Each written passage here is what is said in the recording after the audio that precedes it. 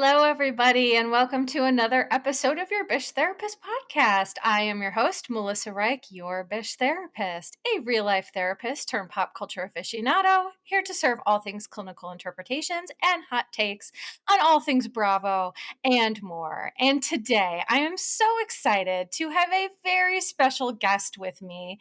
Please help me welcome Lyndsay from Vanderpodrecaps. Welcome, Lyndsay. Hi, thank you so much for having me. Of course, I am so grateful for you to be here. And so, for people who don't know, Lyndsay has a very important, you really do the Lord's work on Thank Instagram. you. So, I know you have the Instagram account, you have your Reddit account, you have your TikTok account, but can you just share with us, with the audience a little bit about what it is that you do because you're really so wonderful. Oh, well, thank you. Yeah, so I had my son in August of 2022, and I was really battling some postpartum depression. And one things that I did to help with that, it was trying to find community, and that is around the time that Scandal broke. Mm, And during that time, I got on Reddit and all this information was coming at us at once. And it was a right. lot to take in. I had a newborn and I listened to podcasts all the day. So I just started to write up bullet point recaps and posting them on Reddit, and people really liked that. And listening to these podcasts, as you know, the cast members on Vanderpump Rules, they say some wild things sometimes. So Yep. I just started to transcribe specifically what they were saying because I never want to take their words out of context. Right. And so I started posting more transcriptions of their podcast on Reddit, and then I made my Instagram, and it's kind of just blown up from there. Mhm. You truly first of all, talk about one thing I adore about you is that, I feel like the most amazing people have a tough origin story, right? And so all of this came from a place of pain. Which, by the way, can I ask, how are you doing now? And how, with your mental health, how has that been going for you? Yeah, I'm doing a lot better. I have actually really appreciated. I know people are giving Scheana a hard time this season, but I really have resonated what she has said as far as her postpartum OCD. I I relate to a lot of things that she is saying, specifically with the safetyness of your child. Mhm. Mine more was very much with his schedule. I was very focused on having the perfect schedule. And if something didn't go right, I would be like, oh my goodness, what did I do to make this not go right? And just those Mm. intrusive thoughts, it's a lot. And so Yeah. that very first year of postpartum was very hard for me. What really helped me, which people might think of, is I have a fantastic pediatrician for my son who checked in with me and had me do Well, rating scales. And she was the one that was like, something's up, which is funny because I've talked to you before how I've worked in the mental health field and you don't mhm. recognize it for yourself because I was like, Right. "I'm fine. Sure, I cry every day, but I'm Oh, fine." And so she yeah. was the one that really helped to recognize what was going on. And so through that, I was able to get into individual therapy, group therapy with other moms. And again, finding this community on Reddit, that has really helped me. I can thankfully say mentally, I am in a much better place now. Well, I am extremely happy to hear that. And I love you sharing your experience, strength, and hope with people. And I agree that, with Sheena, because of course today we're going to talk Vanderpump Rules, but, people can criticize her for a lot of things. But I do think that bringing awareness to postpartum, issues, period, there were so many people who were like, I didn't know postpartum OCD was a thing. And I was Yeah. like, yes, it's so real. So, part of why I'm happy to share your story and to talk about that with Sheena is that it does just make women feel so seen and so heard because there is such Ugh, I could get on my soapbox about this for years, but I won't. There is just such bullshit with how women are treated in the medical system after having children, and it's not talked about enough, it's not addressed enough. I'm so grateful for you that you actually had a doctor who like got it, because so many people don't. I've gone through a lot of cancer treatment, and only recently did I start getting questions about, like, how's your mental health? Like, literally, it was never asked before. And I was like, that is bananas. Yeah. So I think that, A, I'm grateful for you sharing your story, but B, you really do, what I think is so amazing about your account is that you've actually now been featured on other podcasts and other accounts using your recaps. And the one thing I do love too about your recaps is everybody learns differently, right? So, like podcasts, some people are more auditory, some people are more visual, some people are more kinesthetic. So, for people who have varied learning styles or neurodivergent folks, your recaps are just like so important. But here's what I've always wondered, and like you and I, we're friendly and we chat a lot, but how do you actually do those transcriptions? Like that seems kind of tedious, and I'm like, so can you give me some insight? How do you actually do that? Yeah, so I listen to the podcast on various speeds. I listen to it very fast at first to try to figure out what generally like what the podcast is about, and then I pinpoint things to actually transcribe, and then I slow it down.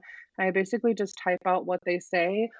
A lot of things with podcasts I notice, and I'm sure you've noticed too, is it's hard to speak for a long time.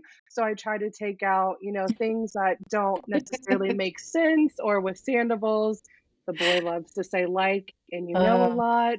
I can't give him too much of a hard time. I'm also a like kind of person. So mhm. um but his is whew, it's a lot. And so Right. I I basically, yeah, I just listen to the podcast and then I just transcribe what they're saying. I try to make sure it flows well Hmm. because, and I only take out parts if I truly feel like it didn't add to what they were saying. Right. I never want to miscue things or take things out of context. But Mm. really, that's just what I do is I listen for key points to transcribe and then just make an outline of that.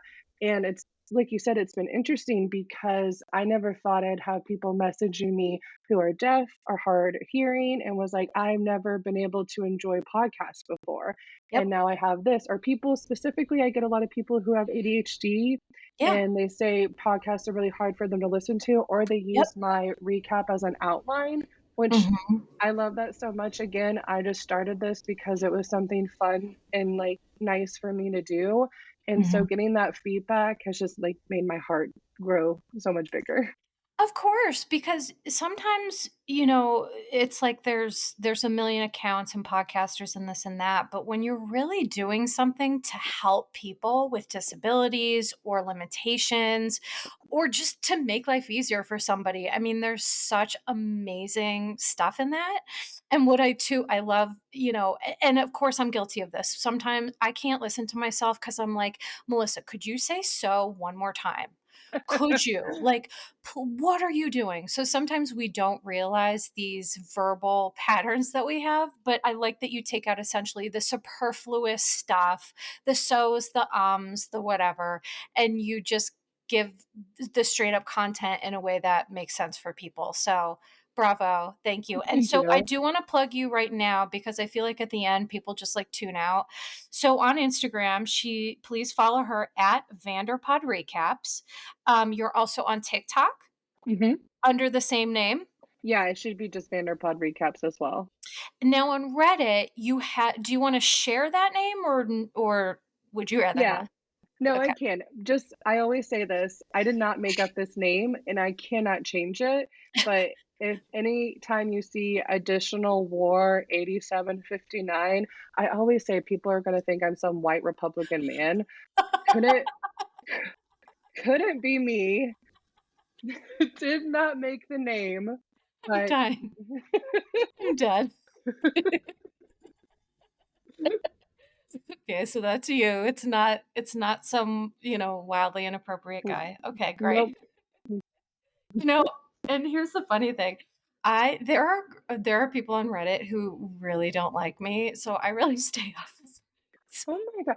Reddit can People are be so mean to me there. yes. So People can awful. be it can be a beautiful place and it can be the pits of hell because I even got a comment today that was saying, "Wow, you typed this all out. Seems like obsessive or excessive." And I was just like, Yeah, okay. I'm not even going to, give into that. Right, So right. it is interesting how it can be a place for people to really come together. But man, if you have any sort of different view or something, someone doesn't like what you're doing, people will destroy you. Oh, yeah, I had to delete the app Oh, because what? Yeah. it was actually getting bad for my mental health. Oh my Because goodness. here's the thing, I understand not everybody's gonna like me, but there's a difference between not Sure. liking someone and really, like, hating them and threatening them and all these things. So, I'm not gonna get into that anymore, I don't wanna give that too much light, but Yes. you're a light all over the all over the place, so thank you Thank for that. you. So everybody, what we're gonna do today is we're gonna get into Vanderpump Rules. We're specifically so here's how this all occurred. Lyndsay and I had talked about Scheana went on Jeff Lewis Live, which I feel like Jeff Lewis Live is where all the drama happens all the time. Yes.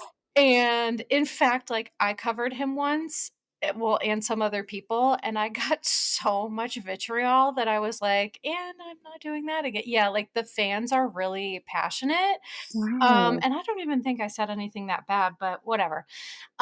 So she went on Jeff Lewis Live, and she made some comments about therapy that just set me on fire, and you and I, you did a recap of it, and I had commented, and then that's how you and I came together to say, okay, I think we really need to address this. So, and for those listening, they know that I'm type A, but Lyndsay is also type A. So we have outlines on outlines on outlines, and we have the actual transcripts of what was said. So Lindsay's going to share that part. I'm going to share the part about, the clinical interpretations of it all. And it's going to be great. But before we get into that, I have a very exciting announcement that I'm actually scared to say right now. So, yesterday I went on Rachel Goes Rogue podcast. Woo! And so I cannot, as we record this, the episode of Rachel Goes Rogue is going to air sometime in the next week. And this podcast is coming out on Tuesday. So, out of respect and, just appropriateness, I'm not going to share what we talked about or the topic or anything like that. But I did just want to, let people know that. It was the wildest experience. It was so wild and so surreal, and I just was really excited to announce it and just chat a little bit about it. Oh, that is so, so exciting. Was it the surrealist moment of your life? Truly, yes. I mean, truly, yes, because I cannot emphasize enough, like, people think a lot of things about me, that I'm confident, that I'm so important, and I'm this and I'm that, but I'm just like Melissa. I'm just like a girl from the Midwest that dedicated my life to being a therapist, never thought I would do anything different. I never took acting classes. I never was interested in being in the limelight. And in fact, I joke that the more my podcast grows, the more scared I get Yeah, it's because scary. the more eyes that are on me, the more vitriol, the good and the bad, right? That's just humanity. So the double edged sword of being successful, which truly I never in my wildest dreams. Like, if you would have told me during the height of Scandival that I would be going on Rachel's podcast, I would have told you were on drugs. I would have been like, "You're either on a substance or you need to look at what's happening for you right now because that is not conceivable." Yeah. Well, and I know you talked about how severe it was when Kyle Richards reposted your post on her stories. Oh my god. So you have that, Yeah. which was absolutely amazing, and then you have you're on freaking Rachel Goes Rogue, which while people like to say they're not listening to her podcast, a lot of people are, and honestly, right now, her podcast is where I get the most engagement from. People are interested in what she is saying. And Lindsay, what occurs to me that's so bizarre as we sit here and chat is like, you, my friend, my fellow content creator, my buddy, you're going to be covering me. I know. And that just feels not right. Like, that doesn't feel right to me. Yeah, it feels when It's you weird. told me that you were going on it, then we both were like, "Wait, I'm gonna be recapping both you and Rachel?" It just is so weird. I don't know. So weird. It feels like a fever dream. It feels like a acid trip. I cannot even begin to say how weird this feels. So, and I can just say that I'm I'm a mix of excited but also extremely nervous about the tidal wave of attention that's going to come my way. Yeah, And like, reading about me on your recaps or whoever, it's a weird experience. It's very meta. It's very like I'm just a regular gal. I know who I am. And then when things like this happen, like when Kyle reposted me, everyone was talking about me. I was everywhere. I was on, Reality Blurb and these publications. I've been quoted in the New York Times about Kyle and like all these wild things. And I'm just like, I I'm trying to take it in and yeah. appreciate it. It's just wild and weird and exciting. So yeah, that's the announcement, y'all. So just so Woo! just obviously when that episode goes live, I will be posting about it everywhere. So yeah, I guess that's I don't know what else to Yeah. say about it. No, what a great learning opportunity for you too, because I've told you this before. I just see your I love what you do, and I just see your Instagram and podcast getting bigger and bigger. And I feel like this will be I know you talked about how nervous you are, but I think Mhm. this will be a great way to realize how to navigate all of this too, because I think this is going to be big. But I'm so proud of you and I'm so excited to listen. I think it's going to be great. There, like you said earlier, you're not going to be able to please everyone, but Right. what I appreciate about your content is you are just very much, you know, you say what you think and you also provide a lot of education and research, but you're also never going to um I guess, how do I say it? Like, put your I lost my words, but the way You that you like, I do don't things. eviscerate people. Like, I'm not Yes. yes, I'm not trying I'm trying to do good. I'm not trying to eviscerate people. I'm not trying to take these shady stances. Yes, and Yeah. you didn't go on Rachel's podcast to be her therapist. That's what I No. appreciate about your content is what I was going for. You're Yeah. very educational and aware of what you do and also aware of you do it in a way how you can use what you know and what you've worked for many years and provide that into the Bravo world. And I really appreciate that. Thank you. I do appreciate that, and truly, I get a lot of DMs about people who say, "My therapist recommended I listen to your podcast," which blows my mind. Or, I love that. I was like, "Oh my god, I'm so honored."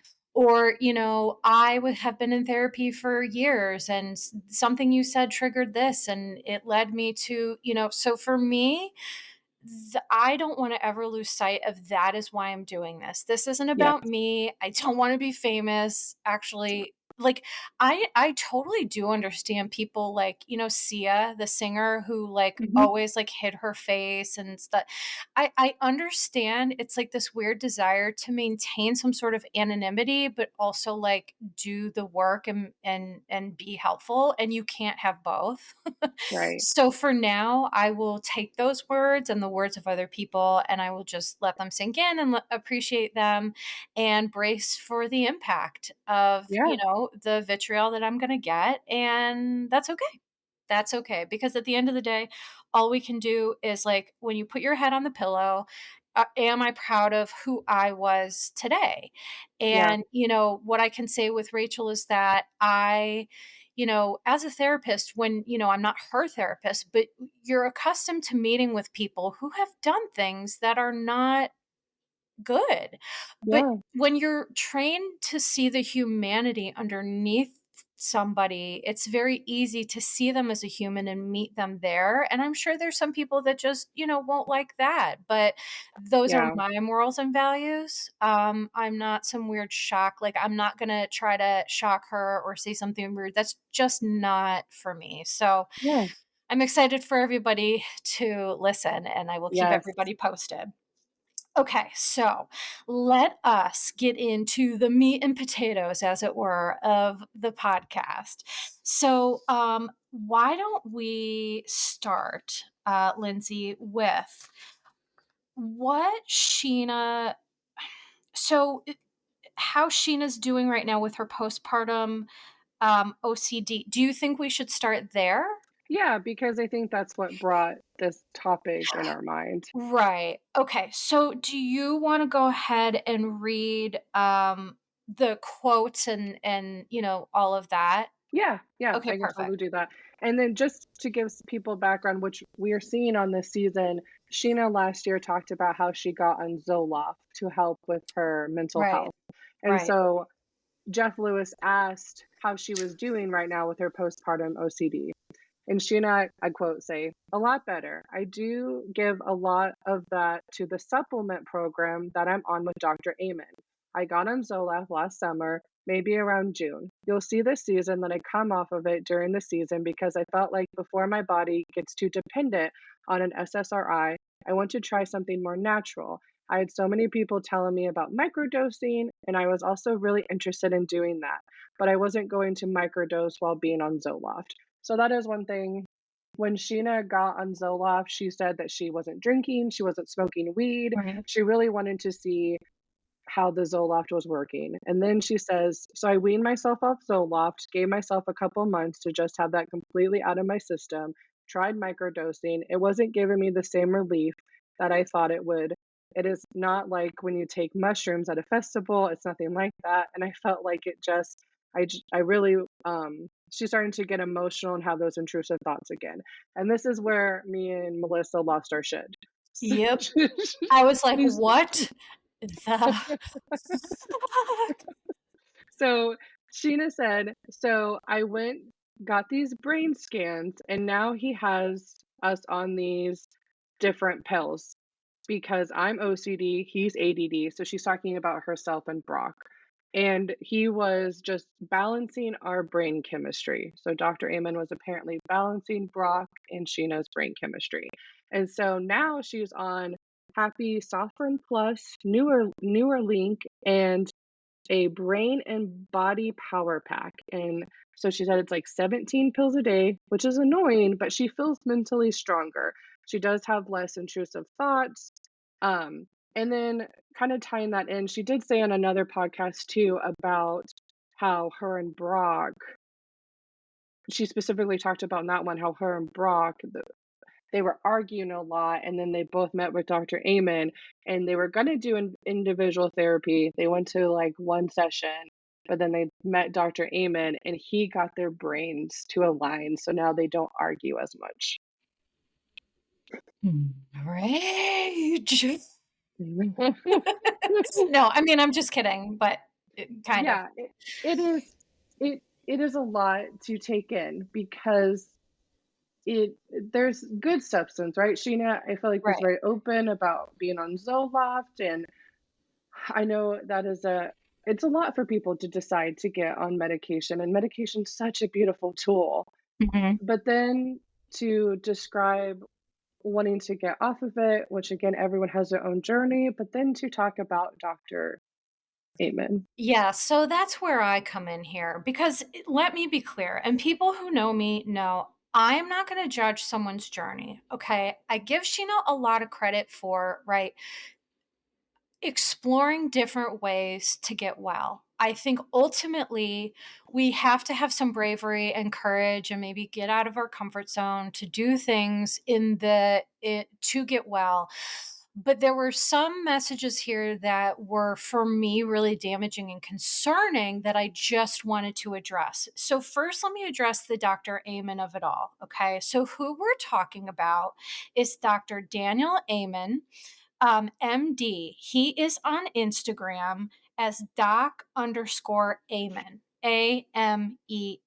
Okay. And his page, he's like brain health with Dr. Amen. Okay. So I follow him. He seems to be a smart guy, posts a lot of really great content.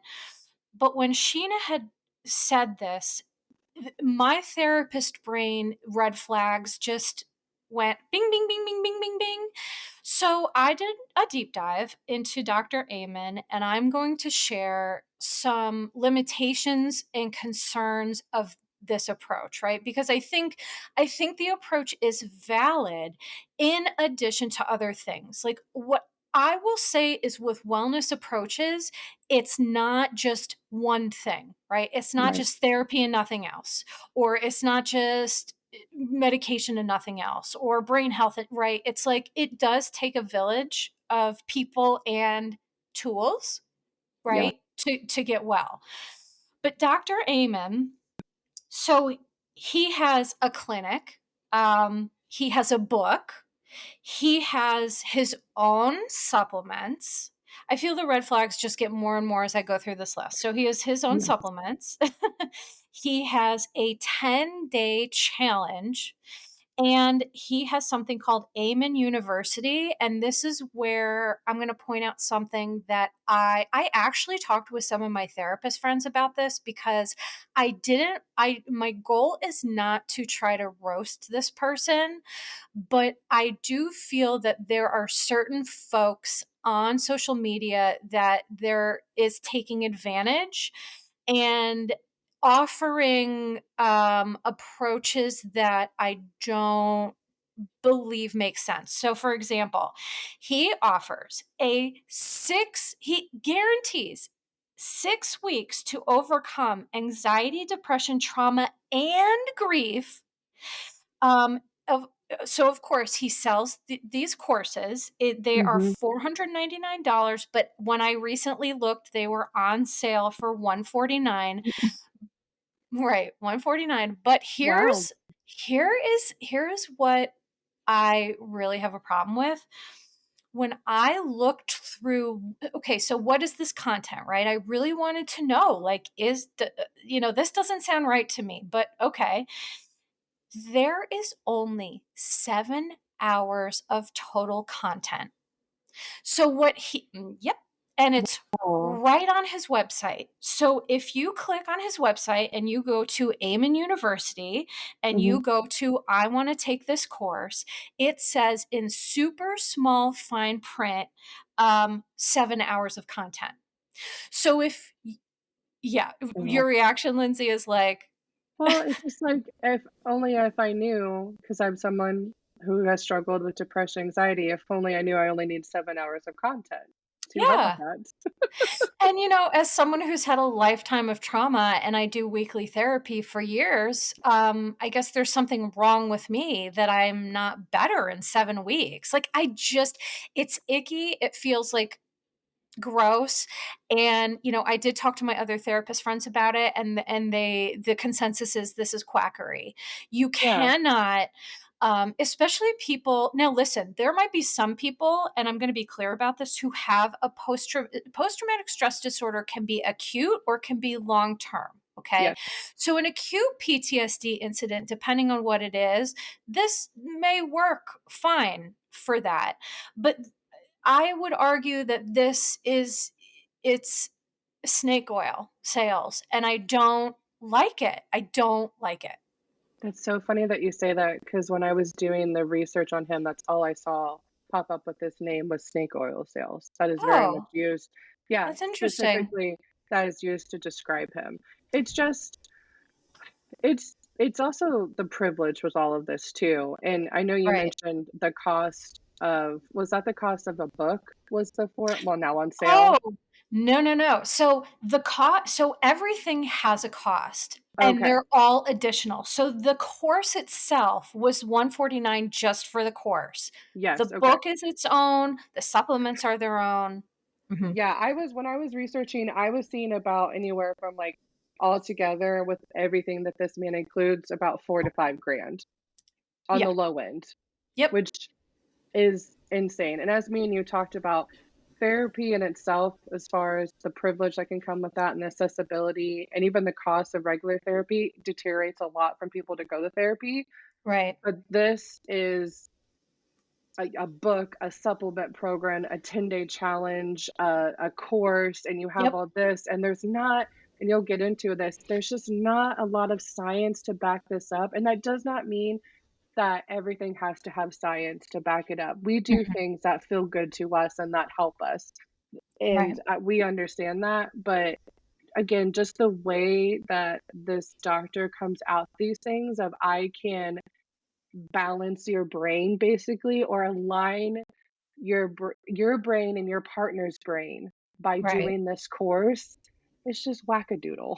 It is. It's so wackadoodle. And, there's a couple quotes that she said that he said that I wanted to address. He said, Mhm. please hold off on couples therapy until I get your brain chemistry right, which I'm like, what? And then he said, I've kept couples out of therapy. And so here's what that tells me that tells me that he has an agenda. Yes. And I don't like that because as a therapist, therapy is a privilege and it is not accessible to everybody, as you mentioned. And I'm not going to pretend that therapy is the only option or, there are some people that it just doesn't work for, and that's Yeah. fine. But when you make a statement, I've kept couples out of therapy, that is such a weird statement and so inappropriate. Like, because Yes. brain health, you can work on brain health all you want, but to get true, lasting change that is not only lasting but also successful you can't use a passive approach. Like, I just kept writing all over my notes, like active participation versus passive participation. And some of what we're going to talk about today is how some of these Vanderpump Rules folks do half measures when it comes to self-improvement, and then they get frustrated about why they're not better. But Well, and so there's oh, sorry. yes. No, no, no, please go No, ahead. there's the way he's wording this, "I've kept couples out of therapy." There's nothing wrong with couples therapy. It can be a beautiful That's it. tool, and a Yeah. lot of times people go a really good time to go to couples therapy is when there really isn't a lot of issues going on. You're just a lot of That's people right. do it as preventative measures, and so Yep. it could be such a beautiful tool. And what's so interesting with Sheena is and we'll get more into this, but she is in individual therapy. She has done Right. EMDR. But when it comes to couples therapy, there's some kind of disconnect. And we see this with other VPR people Mhm. because we saw her with her and Michael Shea. She said, we went to one couples therapy session. That's all we needed. She said the exact same with Brock. We went to one session on the show and it didn't air. And so I would love to know, it seems like Sheena kind of has this stigmatization that has Yep. been in her brain when it comes to couples therapy. So then you have a doctor who specifically says, I Yep. can keep you out of couples therapy. I don't blame Sheena for being like, light bulb, great, this is for me. Right. I that is such a great point, and stigma is the word. What I don't like about this, and this is less on Sheena and more on Dr. Amen, it's perpetuating this bullshit stigma that couples therapy is is shameful. Listen, Yes. I'm someone who's provided couples therapy, and what I can tell you is that people come into couples therapy usually at a point where things are so far advanced Yeah. that it's hard to do a lot of work. And I believe that if there was less stigma and more support, not only for couples therapy, but therapy in general, the best time to start therapy is when there's not a crisis, is when you're Mhm. starting to notice little things and you're like, you know what, let me tweak this. We don't have to wait for something to be cancer to address it, right? And as a cancer patient, Right. that's just a good analogy, right? It's like, well, do I want my cancer to like super progress before I actually do something to treat it? Or should I Yes. maybe like be a little bit proactive? So yeah, I think that's really wild. And the one of the other things that Scheana said was, before my body gets too dependent on an SSRI, I wanted to try something natural. And I just want to be clear that LSD is not natural. The word natural has been co-opted in like the grossest, weirdest way. And so again, here's the thing. If Scheana medication management no longer worked for her, I'm not judging that. Only she and her practitioner know what is best for her. And I will give her credit that she did seem to do things the right way. You do have to wean off under a Yes. doctor's care. There are serotonin syndromes that can happen if you stop taking an SSRI too quickly. And I also appreciate that she gave herself a few months to like regulate before trying, right, psychedelics. But what I want to say is that for a lot of folks, myself included, I'm going to be honest about this. I'm on Lexapro. I have complex post traumatic stress disorder. And for me, it's an important part of my treatment regimen. And so I want to remove again the stigma from that of again, well, we don't want to have to do couples counseling. I don't want to have to be on this medication. And it's like, would you say that if you had diabetes? Right? Yeah. I Yeah. have I have a chronic cancer and I'm on immunotherapy for the past 4 years. I need it to keep me alive. So I just want to speak to that stigma for a moment and let people know that there's nothing not only is there nothing wrong with an SSRI, they are life-saving for a lot of folks, myself included. Yeah. And I don't know if this is Dr. Amon's intention, but again, when you talk about all these quote unquote natural substances, supplements, and things like that, I feel like again it adds to the stigma of these really great medications that have saved people's Yeah, lives. And again, like you said, they're not for everybody, sure. but it just is, I don't know, just the way it just seems the motivations behind what this man is doing is Right. feels icky to me. Well, right, because it's like here's the thing, like if I'm selling something, right? Aren't I going to be a little bit more likely to like urge people to go that away? I mean, listen, Exactly. I don't think I would because my morals and values are too strong. Like I could never be that person. Um but yeah, I think that's a really important piece to be said. So let's move to I want to talk a little bit about the maybe psychedelic assisted therapy, Yeah. because I did a lot of research, as people who listen to this know I like to do. And I looked at a couple of journal articles, and research studies, because my message is that I am not opposed as a practitioner to whatever people feel that they need to do to get well. And there is some research and studies coming out about the use of psychedelics to treat trauma, right? Mm, And here's the thing, I'm all for anything that can help trauma survivors move through their trauma, but it's not black and white, and there are dangers and there yeah. are cautions and there are things that we need to be aware of. So I'm not going to belabor the point, but I'm just going to share a little bit about where I got this information if you guys want to look that up and kind of what it is. um, so the source is the efficacy of psychedelic assisted therapy in managing post traumatic stress disorder, a new frontier, question mark. So what is it? So when we talk about psychedelic assisted trauma therapy, we're talking about MDMA, we're talking about ketamine, we're talking about psilocybin, we're talking about LSD, which is lysergic acid diethylamide. I don't know if I'm saying that right, but that is the name for LSD. And then also THC and CBD. Now, THC and CBD are also being studied. I don't necessarily see them as psychoactive, but I guess the cannabinoid process, they're studying the same neural pathways, essentially, Mhm. right?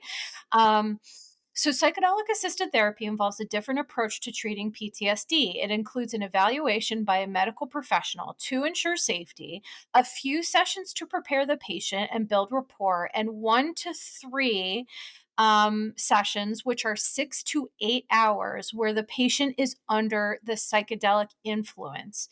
And then there are integration sessions where the experience is processed and explored.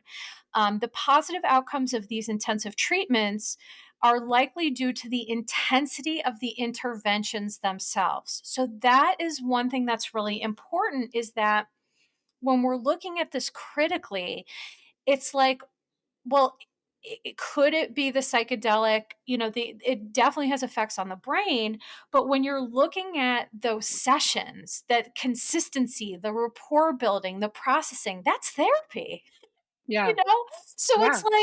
it's like, you know, to me, the big part of what helps it has a lot to do with that in and Mhm. of itself, right? So I mean, Yeah. that's pretty interesting. Yeah, that is. Um So it says careful consideration must be given to how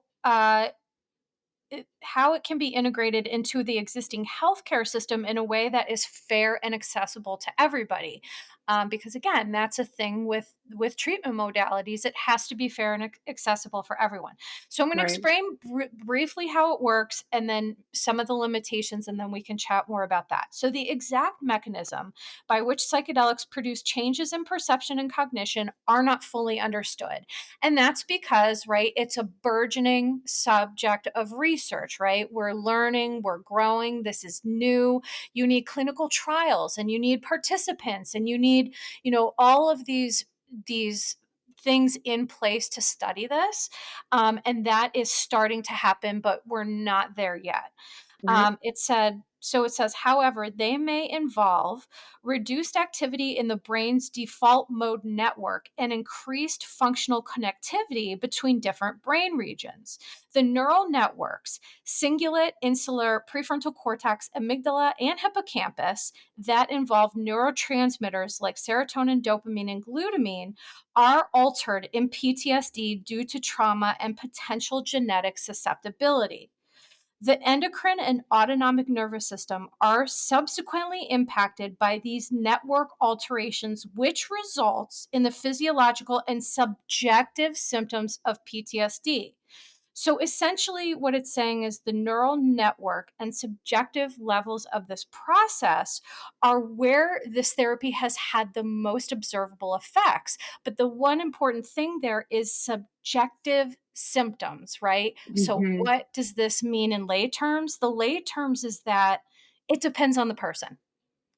It depends on the person, and then what comes into play here, which, I don't want to bore people to death because I know this is technical, but epigenetics come in huge here, because one of the limitations of this is that not only are there limited research and clinical trials, a crucial topic that needs to be investigated is contraindications concerning particular symptom clusters and personality traits. So, from a therapeutic and a neurobiological standpoint, there's a need to better understand the psychological states that these substances can induce. So, what is that? We're all born with these genetic predispositions that certain life situations can turn them on and off like light switches, right? Mhm. And so, what this is saying is that if someone is predisposed to a psychotic mental health background, or, who they have a certain type of personality disorder or what have you, is that these psychedelic treatments can negatively impact folks in ways that we don't fully understand. And I know Yeah. that's a lot. So, I don't know, is there thoughts on that, or, what do you think about that? I think it just shows, specifically with the mental health field, when it comes to research, it's hard because everyone is so different. You have you said that you have been diagnosed with complex PTSD.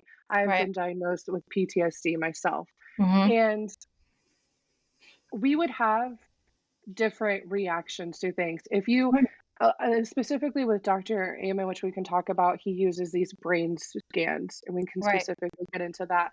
But there's always a meme that goes around on Facebook that I can't stand. It's like, this is what a depression brain looks like. This is Ugh. what an ADHD brain looks like.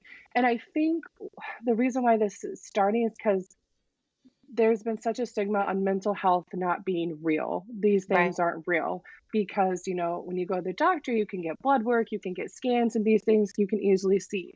But Mhm. even though me and you may have the same mental health disorder, we can get brain scans. Our brains are going to look totally different. There's been a 1,000%. lot of there's been Yep. a lot of research where doctors and psychiatrists are trying to look at brains of people who have mental illness. But this study, it would have to be huge. You would have to have Right. so many people Right. because the way that trauma affects us, everyone is so different. And Mhm. so when I hear about these studies, specifically with like psychedelics, look, as you mentioned, I'm all for people doing what they Mhm. need to do to help them, as long as it's safe Mhm. and it helps them. But this is just something where I don't see how far it can go. It also, I mean, then it raises the question of, these drugs are involved. So again, with, how our government and stuff looks at that, Right. that opens up a whole other can. But it just, again, it goes back to this, it affects us all differently. So there's a lot of limitations with that. Absolutely. And you know what I have written here is that the bottom line is people, we're like snowflakes. We're all different. And not the Yeah. snowflake, the nasty, rude term that Yes. people like to say. I don't mean Yes. that. Just in case people were assuming. I just mean that everybody, to your point, Lindsay, is your trauma and my trauma, they're both labeled PTSD, but they're different traumas, and your brain is different than mine, and your epigenetics and mine are different, right? And so there's Yep. all of these things that I just think that my bottom line and how I practice is that everybody needs a different individualized treatment plan for them. Yes. I don't personally believe, there are therapists who will say, oh, CBT is the answer. For Yes. CBT is proven efficacious in a lot of ways, but for many trauma survivors, that's not going to be the best, most informed therapy for them. And Oh. there may be some that there are, but so the point is that we're all unique and we all require these individualized approaches. And I don't like when practitioners try to sell people a bag of bullshit about just do my approach. Like that is suspect to me. Mhm. Number one, but number two, to your point of like being in the healthcare system as a professional patient, we know how bad it sucks. And so it's like, that's the other thing in terms of like, well, if there's studies that this works great, well, how is that going to be? Are people going to have access to that? Is this a realistic treatment modality for a lot of people? Because, I would die without my cancer treatment, but sometimes they don't want to cover it. So it's Right. like, I mean, it's the Wild West out there. So there are definitely practical implications as well. So Well, and yeah, no, go ahead.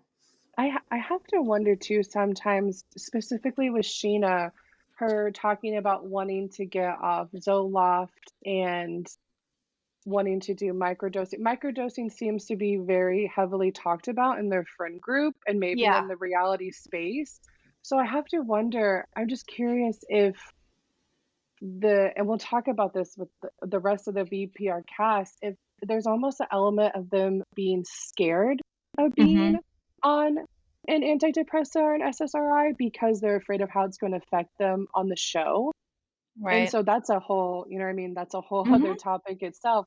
But it's just interesting because I feel like I keep hearing other people talk about microdosing, microdosing, microdosing. Mhm.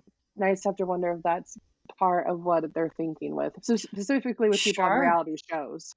And Lindsay, that's such a brilliant point because of course it's like, VPR talks about like, Tom wants to like, do shrooms and like swim naked and everyone wants to like go to Coachella. And here's the thing, I'm not trying to be a shady bitch, but it's like there are there is a group think about what's cool versus what isn't when it comes to drugs, and it's Yeah, like that is really dangerous and hypocritical and just like uninformed in my opinion. It's like yeah, if you are going to, as a 40-year-old man, define yourself, like define life being lived by like how many shrooms you do, like that I think we got to look at that. That is a why. So your point is very valid, and I think again why using our platform is so important because all of the people that heard those messages, I want them to hear these too, yeah, to at least give them the other side of that coin, right? So yeah. let's start talking about the EMDR because Scheana talked a lot about EMDR. And I know she talked about it on Jeff Lewis and from Almost Adulting podcast. Mhm. So maybe let's read a little bit of what she said about that, and then I can talk about EMDR and all that stuff. Yeah. Yeah, so like I said, it's interesting because she also sounds like she's in individual therapy, and she has talked about how she's had a really good experience with EMDR. And so she was on the Almost Adulting podcast, and she talked about how it's really helped her dig deep and recognize specifically, and trigger warning, she talks about her miscarriage and how she had a lot of guilt when it came to that.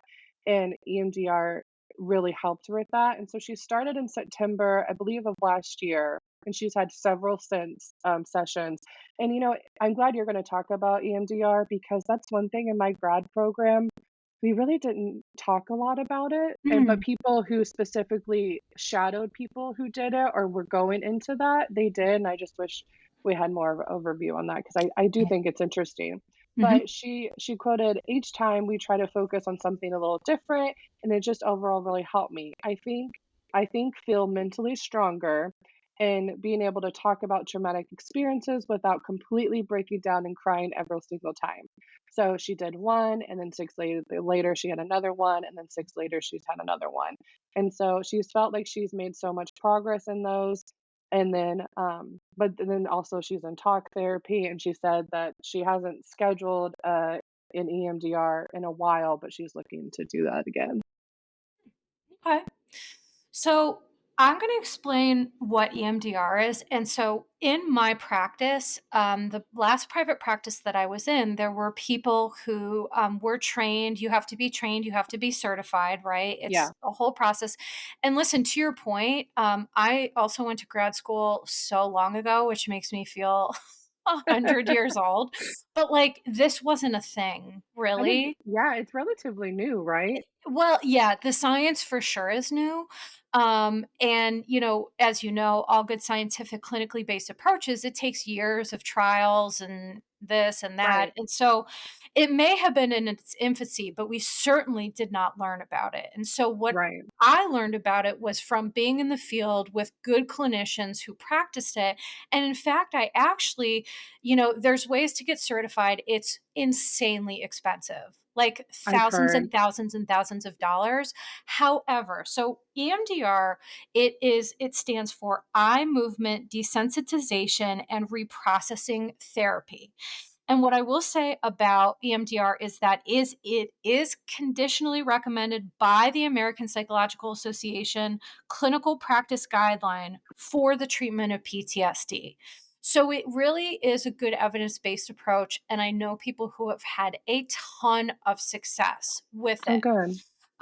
So I'm going to explain a little bit more because it is complex. It's not just eye movements. It's confusing. So it's a structured therapy that encourages the patient to briefly focus on the trauma memory while simultaneously experiencing bilateral stimulation. So that means like eye stimulation, looking one way, then another, and one way, and then another.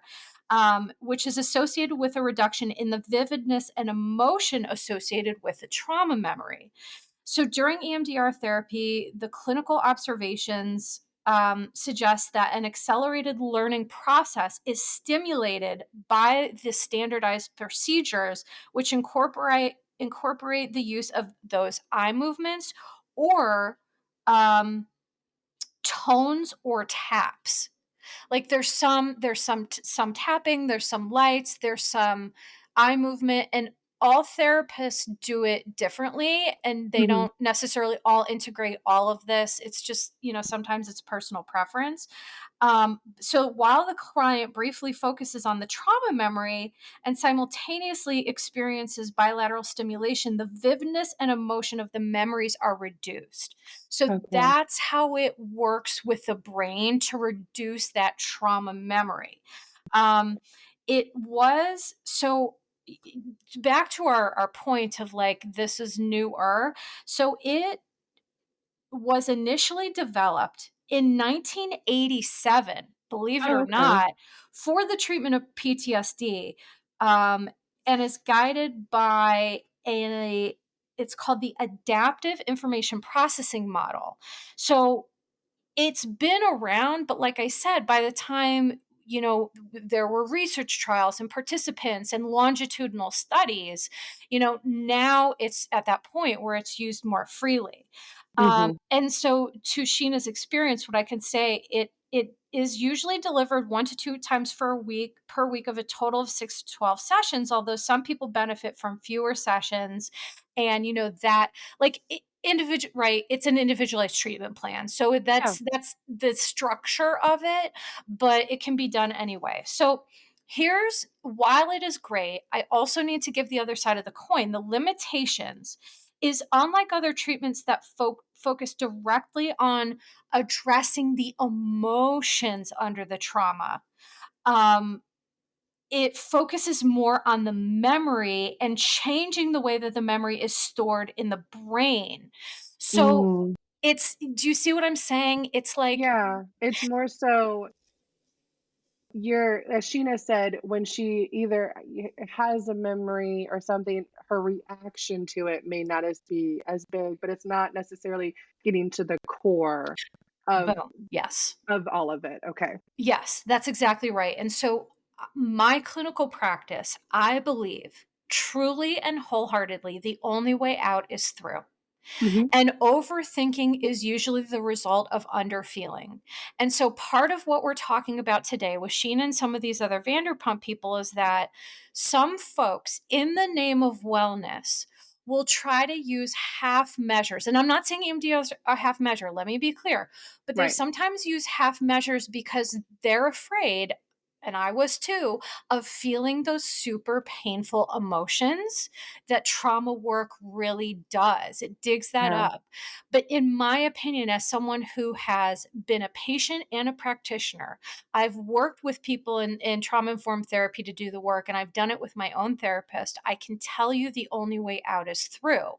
So while EMDR has such amazing applications, I believe that again, for long term lasting change, it's best used in addition with other treatment modalities. And like Yes. you said, Sheena does that. She does individual therapy in addition to EMDR and, the brain health and things like that. So Sheena is a good example of someone who is doing the work and working on multiple treatment modalities.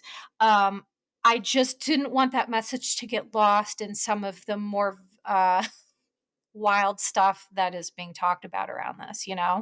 Yeah, that makes sense. And I think honestly, this could be a beautiful combination of the MDR because if you are having such an intense reaction to flashbacks or to memories or whatever, you do kind of need to get to a place where and then in individual therapy you can talk about that. So I think the Sure. two together is Yeah. a really good combination. And as we've talked about, it sometimes sucks, right? 'Cause sometimes I just want to be like, I don't want to do all this. Like I'm Oh, yeah. tired. Oh, But yeah. to really get to those thoughts and behaviors and feelings, it is a combination. It can be a combination. Usually not, I mean, it can happen, but not just one size fits all. It usually is a combination of therapy, of a different type of therapy, Mhm. of medication and things like that. Yeah. But as we said, it's interesting specifically with the VR people, other measures or other things they talk about, they try to steer so far away from those things Right. than the and again, everyone is different, but it's just but they're also then yelling at each other to get therapy, which fascinates me. Well, and it doesn't fascinate me because therapy, and this is part of why people are so mean to me online, it's like weaponized. It's Yes, like it so is. so people are like, "Well, you're a therapist, so therefore you should be a robot. You should have no personality. You should never be shady. You should never have make jokes. You should like therapists aren't robots, and people who Yeah, are in therapy, it's like a punchline. And so I'm here to change that because I think ultimately people who are afraid of dealing with their stuff, right, they project that onto other people. And so it's really easy to look at someone and be like, you need therapy and ignore your own stuff. But you yeah, said something really important before that I just want to touch on before we move on to some of the other quotes and things that we have from some therapy gaffes of VPR is that healing sucks. It's the greatest gift and also the most painful. It's so hard. yeah, So, I'm just here to normalize that and to say that, like, there are some days where I don't know about you, but I left my therapist's office feeling worse than when I walked in, and that is a normal part of the process.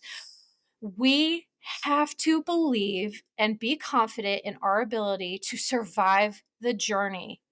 And I I've done a lot of therapy personally, I've provided a lot of therapy professionally, and what I can tell you is no one has ever died from feeling intense emotions. You feel like you might, and it yeah, feels so overwhelming that you're like, "I can't do this," but you can. It's healing is possible, and I do just wanna give that message. So for people who are listening that are like, "This sucks and it's hard," yeah, you're join our club. We'll get together once a week. Oh, we do. It's yes. called Your Bitch Therapist Podcast. There Right, you go. right. So, okay, so let's move on to Lyndsay got together. She again did the Lord's work and got together some quotes and some situations from different Vanderpump Rules people throughout, the last few years.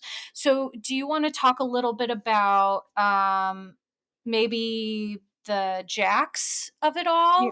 yeah, so Jax's situation is really interesting because we have seen on the show Jax go to therapy Right. many times, and but the way that he talks about therapy, specifically on his podcast, is he is not into it. He doesn't like it. He doesn't and it's interesting too because him and Brittany, right, are Mhm. separating, and Brittany has recently said if he makes the changes That's right.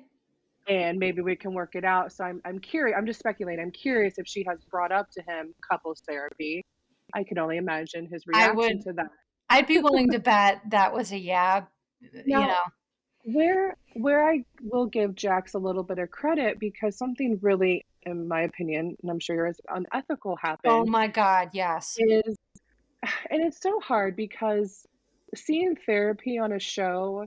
Now, I will say in the Real Housewives of Beverly Hills and Kyle's, that was her real therapist, right? That Right. she's been to for a while. I feel like that showcased a really beautiful moment. Yeah. But with this Vanderpump people, it's usually these. I'm guessing they have to be somewhat qualified. Like I would surely hope so. These therapists in and I don't know. out, I don't know. they someone off the street they bring in, and we just see them on and off the show. But with Jack specifically in season one, he had a therapist, and Kristen told the story because I know Right. with Jax, people are like, can't believe anything he says. But, Right. but Kristen specifically told the story of she was at a bar with Carmen, and the therapist that Jax saw was there. She was super wasted, which, hey, as a therapist, you what you do off the clock, you know what I mean? That, Yeah. but she was wasted and she came up to them and was talking to them, spilling the tea, quote unquote, about Jax and then talking about it with other people. Dude, That is just the confidentiality is dude. that in the room with us? Because it sure is not. And so that will deteriorate someone. Not that I think Jax really wanted to go to therapy, if I'm honest. Maybe he did, but Mhm. that definitely does not help if you have a situation like that. Even on a No. reality show, there is a right to privacy in that sense. And for someone, Yeah. I'm Yeah. sure he signed a lot of waivers. And so for someone to then go off and talk about him like that, that's not okay. Dude, it is so here's the thing. Fun fact, I didn't really watch VPR while Jax was on because I feel allergic to him personally. But Yes. but justice for Jax, because that is insanity. Like, that makes my as a therapist, that that makes my blood boil, because what upsets me so much is that the reason that people get scared of therapy is things like this, right? They see Yes. ultimately therapy works best when there is a trusting therapeutic rapport. I believe that the relationship is so important. And there are some people who don't agree with that. But for me, the relationship is valuable and protective and transformative, and it should be sacred, regardless of ethics and confidentiality. Like, that's just basic Psych 101 stuff. But it's Mhm. also just like, what is up with you as a person that, like, you would even represent yourself that way or think. And so I think it's good for us to talk about it, because many of us, and I'm going to share briefly, myself included, have had bad experiences with a therapist. So I will share two quick things. I had one therapist once who fell asleep while I was talking. Oh my goodness. I think you've shared that before. Yeah, that's Hmm. insane. Literally. And the second therapist was smoking a brisket during a telehealth session. You know, just making dinner. Literally. And here's the thing, because even I was like, okay, listen, it was during the pandemic, right? We were all home. Maybe she needed to make dinner, but that wasn't it. She not only was like smoking the brisket, she was like explaining to me what she was doing. And I'm like, do you think I care right now about what it is you're doing? Like, are you out of your mind? And Um, so I just share this because don't allow a crappy therapist to stop you in your relentless pursuit of self growth and improvement. Please don't. yeah. Well, and And it's I hard, oh and I god. get it. Yeah. Well, yeah, and I think it is so okay, and it's hard because you do just like with the doctor, my god, and I know you have the doctors that I've had to go through to Ugh. finally find one to listen to me.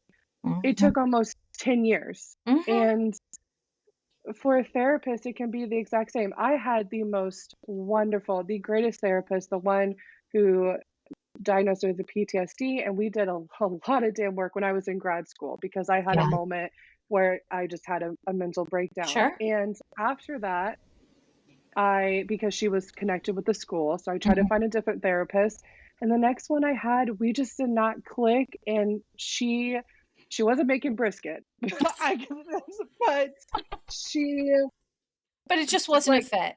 yeah, and Yeah. like specifically, and I've worked with kids before. You very much want to meet clients where they're at, and I feel like with her, I would be talking to her, and I understand as a therapist, you try to make connections with what they're saying and draw conclusions. But I Mhm. feel like when I was talking to her, she would say things that I wasn't even thinking. Like for example, for specifically, we were talking about something when I was pregnant. I had a lot of death. I had 3 deaths in my family while I was pregnant, and I Oh was talk gosh. and I was talking about that, and I was talking a little bit sh I gave a brief history about the childhood trauma that I experienced, Mhm. but I was talking about my pregnancy and stuff. I kid you not, randomly brought up, "Are you afraid you're gonna parent like your stepdad parent you?" And I was like, "Well, now I am."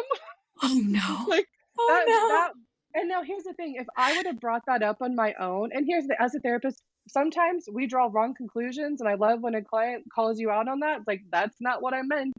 But Right. it wasn't I'm like, "How did you even get that?" And no now, the person that I It's am wild. definitely gonna be thinking about that. So, like, we just weren't a good match. She could be a great therapist for someone else, but not for me. But Right.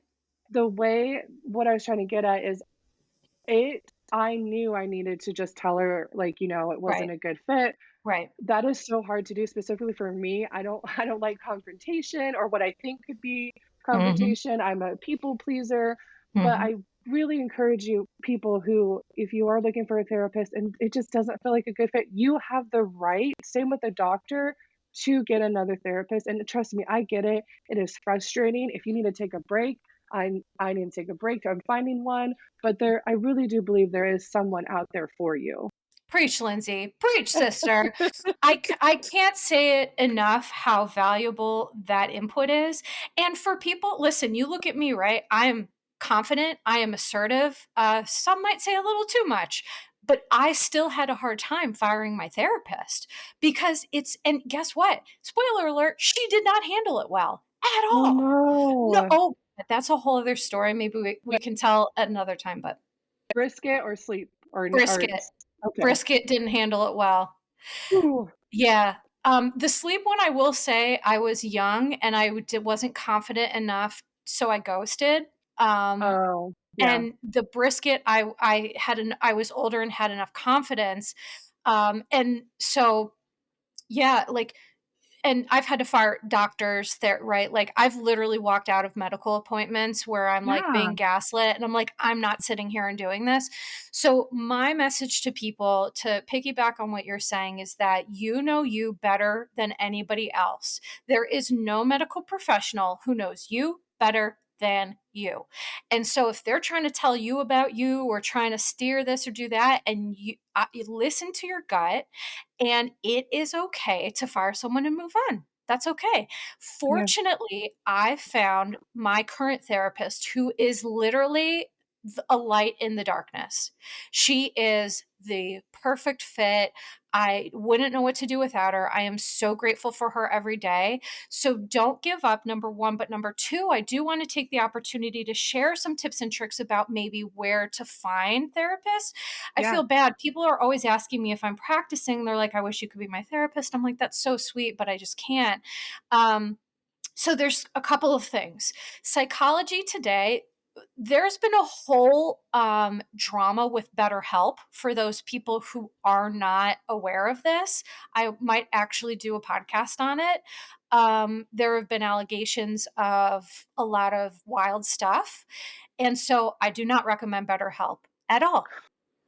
Yeah. I think it could be such I love the idea behind it, Hmm. is specifically because we talked a lot about accessibility.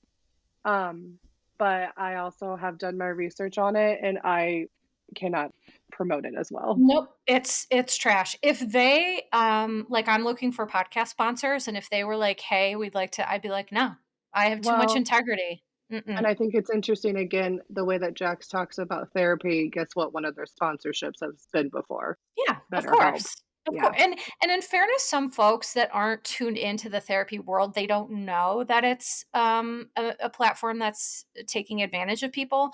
But here's what I can recommend. Okay, so first of all, psychologytoday.com. They are a verified resource. Yet not anyone can get on there. You have to be verified. I joke that it's like Tinder for therapists, but without the sex. Yeah. That's And so funny. you can look at profile, because here's the thing: to find a good fit, it's as much an interview for you, the Mhm. client. Is this person a good fit for me? So you can look through profile pictures and what is their area of focus. If you see a therapist who their area of focus is a mile long, that's usually not a great sign. Like, Yeah. we can't do be specialists in all of it. So, but you can search by, gender identity or insurance or what Mhm. have you. And what is beautiful about Psychology Today is you can directly reach out to them safely and securely. And a lot of them will offer pay scales, so based on your income, right? And by the way, if you're in therapy right now and it's financially hard, I encourage you to talk to your therapist. Most therapists should provide pay scales Yeah. adjustment based on, right, your income and what you're earning, right? And if you're disabled and you're not earning an income, there are options for lower to no cost therapy. So always, look at that, number 1, but number 2, a hack for accessibility. I learned this when I was in my private practice. There are a lot of practices, maybe locally, that offer interns that Yes. provide little to no cost therapy. And here's why I think that is a underutilized resource. I would rather have an intern as a therapist than someone who's been in the field for 40 years, has not read one new page of research, is not up Yep. on any new scientific evidence or support, and hasn't learned a new skill in 40 years. I would rather someone who's hungry, who's being supervised, Yes. and who knows the latest and greatest stuff. Yeah, that's a big thing I don't know if people understand, like, when you're an intern, like, specifically for me right now, if I were to go back into the field, I don't have my LCSW, and so I would work under supervision with Right. someone, and even when you get your license, the big part of the field is supervision Yeah. and talking to people. It's a Yep. huge like resource that we have. So I think people get a little nervous when they see intern or master student, something like Right. that. But Right. they are working alongside people. And like you said, a lot of things, same with doctors, right? I rather have sometimes a new face doctor who is up on like what is new in medicine Mhm. than someone who I've had doctors before have not changed a damn thing in 60 years. Literally. So Literally, yes. yeah, it Mhm. is. Yeah, I think that's a great resource. And I will say too, any if your audience or anyone who's listening, if you have some like a kid that's in college, or if you're in Mhm. college yourself, a lot of colleges too have a resource of therapy. They offer that to their students. I know when I was in college, they had a counseling program. It's either free or Yep. they do a pay scale. Like mine specifically, they looked at my pay scale and you could pay $2, $4, $6, Mhm. and $10 a session. I think mine, I was in the $10 session, which is $10 a session for therapy. Like sign me up for that any day. And Yeah. so that is a huge resource. I don't think a lot of even college students recognize that is there. Lindsay, fun fact, I used to do that. I Oh, you was did? a yes, I was a I've had a lot of different jobs in a lot of different areas, but my favorite job, I worked at a local college, and I was a therapist in it was called the CAP Center. Yes, Um, that's IUPUI, that's what it's called too, CAPS. Yeah, yeah, and That's it so was funny. so all this it where I worked, all the students and you're right, some of them had no idea, so what I was in charge of was doing outreach. So Oh, students okay. knew that this was available and things like that, and it was completely free, there was no charge, and some of these college campuses will even for like you said, a small fee if you're not a college student, they may offer Yeah, some services. So really it's always going on the internet, looking what's local to you, making some calls and figuring it out. But the one thing I like to say is that I am human and I have a lot of insecurities, but the one thing that I can say is I'm great at what I do, and I was once new, and I was still great then. So yeah.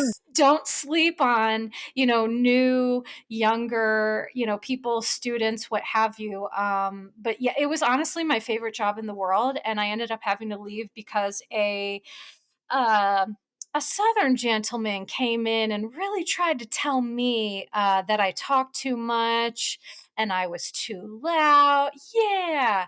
So, Oh, no. yeah, I had to go ahead and quit that job. But again, that's a story for another day. So, Lindsay, here's the thing. We I feel like we could talk for hours. Yes. But to wrap up a little bit, because we have talked about so much, any last thoughts, feeling anything else that maybe we didn't get to talk about that you wanted to briefly touch on? Um, Anything at all? I mean, I think specifically with this season of VPR, we are seeing a lot of talk about mental health Mhm. and about all because these people have went through a wild year, and I'm sure a lot of us have as well.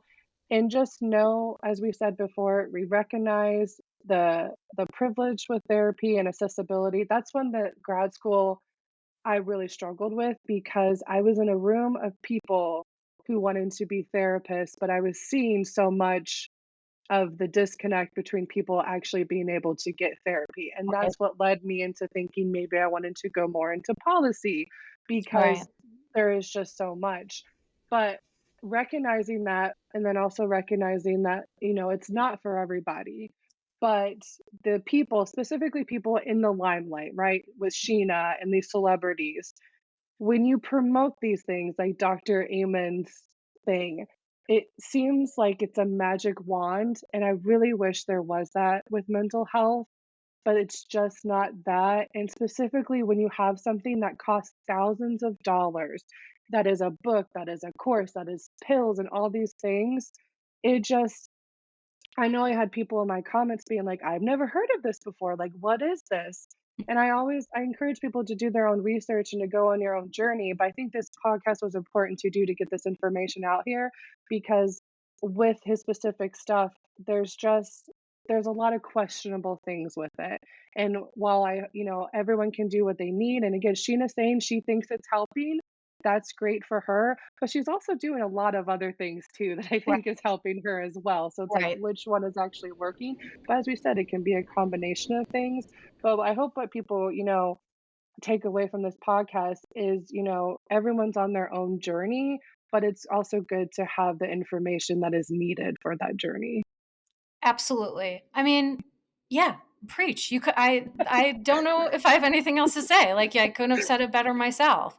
I think one of the only things that I'll add that you and I had talked about was that whether or not you feel therapy is for you, I do think it's important to have some sort of guide, to have Yes. a informed, trusted support. And one thing that I've talked about on a lot of these podcasts is that for survivors of, and trigger warning, for survivors of sexual assault and domestic violence, there are a lot of free confidential resources.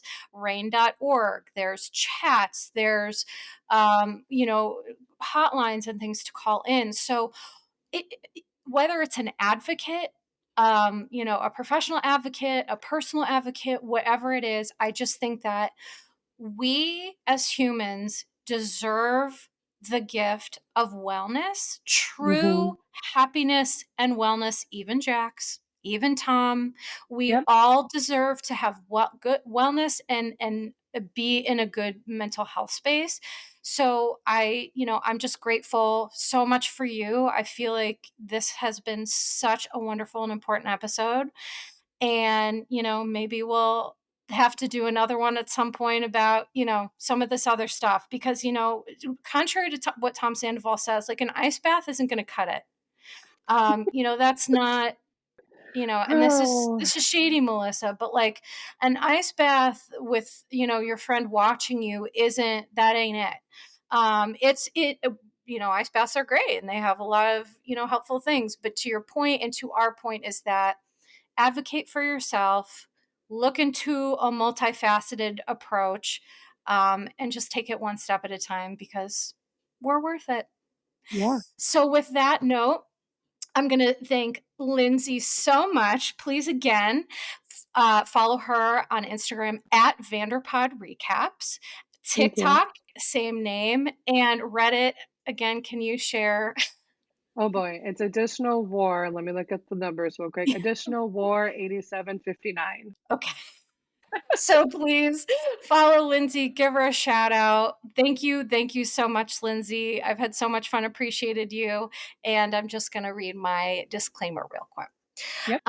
Disclaimer: posts are not intended to diagnose, treat, or provide medical advice. Your Bish therapist is for entertainment and informational purposes only. The podcast, my opinions, and posts are my own and not associated with past or present employers, any organizations, Bravo TV, Greyheart Productions, or any other television network.